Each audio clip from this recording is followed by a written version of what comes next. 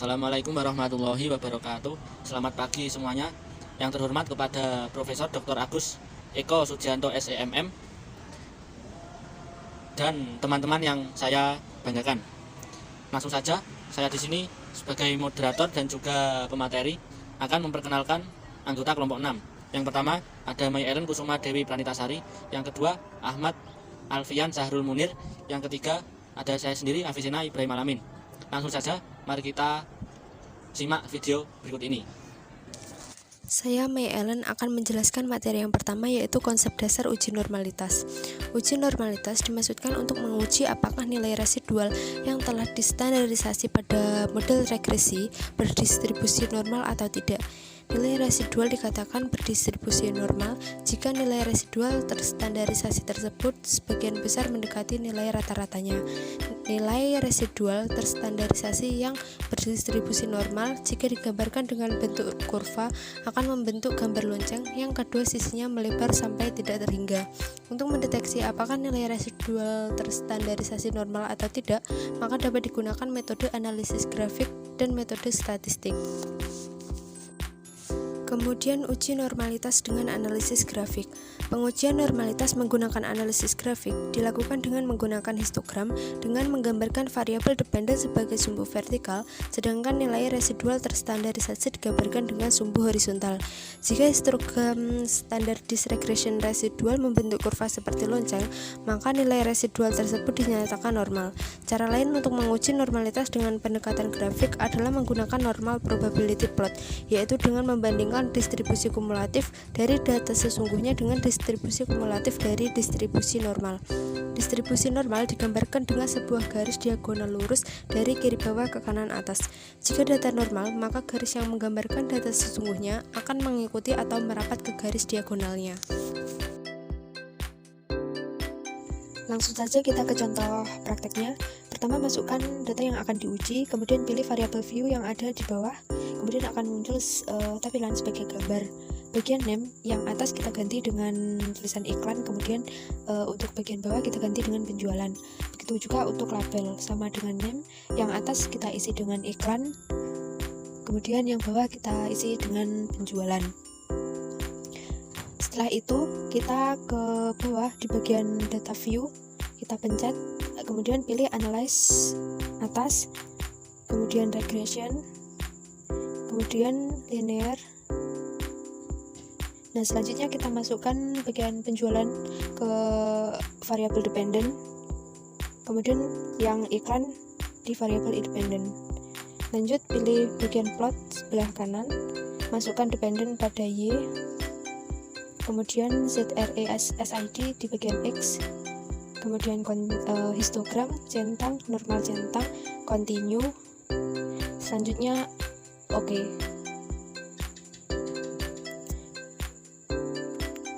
Dapat kita lihat output sebagai berikut. Di bagian output histogram dapat terlihat bahwa kurva dependent dan regression standar residual membentuk gambar seperti lonceng. Oleh karena itu, berdasarkan uji normalitas, analisis regresi layak digunakan meskipun sedikit terdapat kemiringan. Kemudian untuk normal PB plot, berdasarkan tampilannya dapat terlihat bahwa titik-titik menyebar di sekitar garis diagonal. Oleh karena itu, berdasarkan uji normalitas, analisis regresi layak digunakan meskipun terdapat sedikit plot yang menyimpang dari garis diagonal. Saya akan melanjutkan materi sebelumnya dan saya akan menjelaskan terkait uji normalitas dengan metode signifikansi skewness dan kurtosis. Uji normalitas dapat dilakukan dengan berdasarkan pada koefisien keruncingan dan koefisien kemiringan. Dalam hal ini kita akan menggunakan rasio skewness dan rasio kurtosis. Baik, untuk mempersingkat waktu langsung saja kita akan mempraktekannya dengan aplikasi SPSS. Langsung saja kita buka aplikasi SPSS. Sebelumnya kita akan menggunakan data dari Excel. Kita sudah punya datanya. Kita copy saja langsung. Kemudian kita masuk ke SPSS, kita paste di situ. Nah, setelah itu kita akan masuk ke variable view. Kita akan rubah itu namanya, kita sesuaikan dengan perhitungan kita, yaitu iklan dan penjualan. Dan juga kita copy ke bagian label dari kolom nama itu.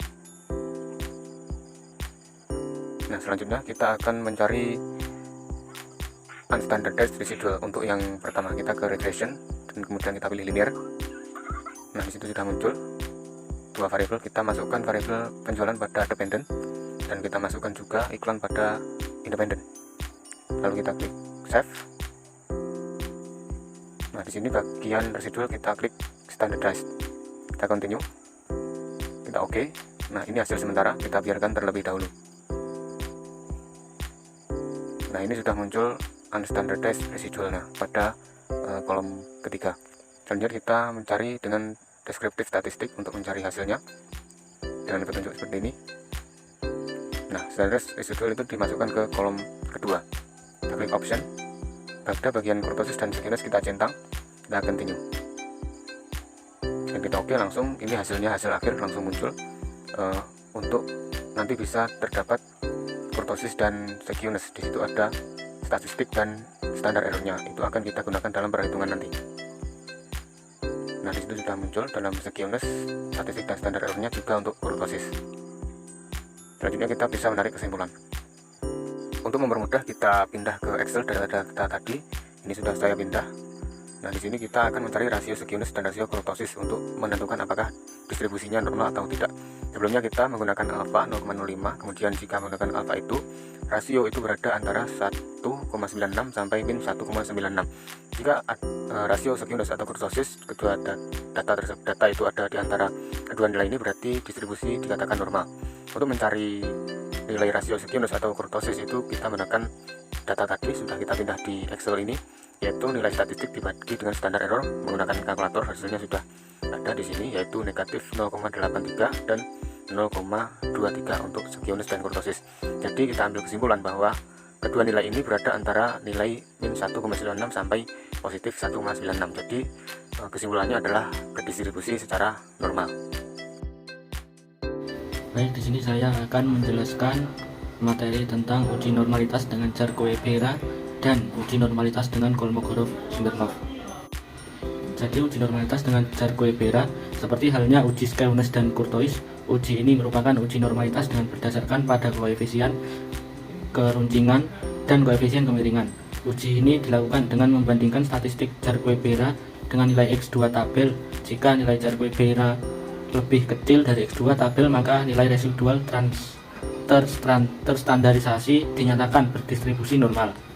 Dan baik, selanjutnya sini saya akan menjelaskan uji normalitas dengan Kolmogorov-Smirnov. Uji normalitas menggunakan uji statistik non parametrik. Kolmogorov-Smirnov merupakan uji normalitas menggunakan fungsi distribusi kumulatif. Nilai residual terstandarisasi berdistribusi normal jika K hitung lebih kecil dari K tabel atau nilai sig lebih besar daripada alfa. Langsung saja kita simak video berikut ini.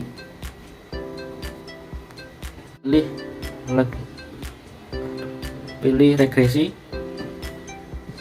lalu linear, dan langsung saja kita proses. Iklan ditaruh di independence dan penjualan kita taruh pada pendependen. Lalu kita pilih save. Nah, selanjutnya kita pilih residualis dan kita pilih understandized, lalu di continue. Setelah itu kita pencet OK. Lalu ini hasilnya tadi, kita tidak usah mempedulikan ini, langsung saja pilih non parametric test, lalu legacy dialog, lalu kita pilih sampel Kolmogorov-Smirnov, lalu kita pindah understandized itu tadi ke test variable list, lalu klik OK, dan kita sebelum kita klik OK, pilih ke normal, lalu OK. Hasil dari tes tersebut, maka hasil dari tes tersebut adalah normal. Jika hasil uji normalitas lebih dari 0,05, maka residual berdistribusi normal. Berdasarkan uji tadi, hasil bernilai 0,200. Jadi 0,200 lebih besar dari 0,05 dan hasilnya yaitu normal. Kemudian konsekuensi dan cara mengatasi pelanggaran normalitas. Konsekuensi jika asumsi normalitas tidak terpenuhi pada sebuah model regresi adalah nilai prediksi yang diperoleh akan bias dan tidak konsisten. Jika asumsi normalitas tidak terpenuhi, maka dapat dilakukan beberapa metode treatment untuk mengatasi pelanggaran tersebut. Metode-metode tersebut yaitu yang pertama menambah jumlah data, yang kedua melakukan transformasi data menjadi log atau LN atau bentuk lainnya, yang ketiga menghilangkan data yang dianggap sebagai penyebab data tidak normal, yang keempat dibiarkan saja tetapi kita harus menggunakan alat analisis lain.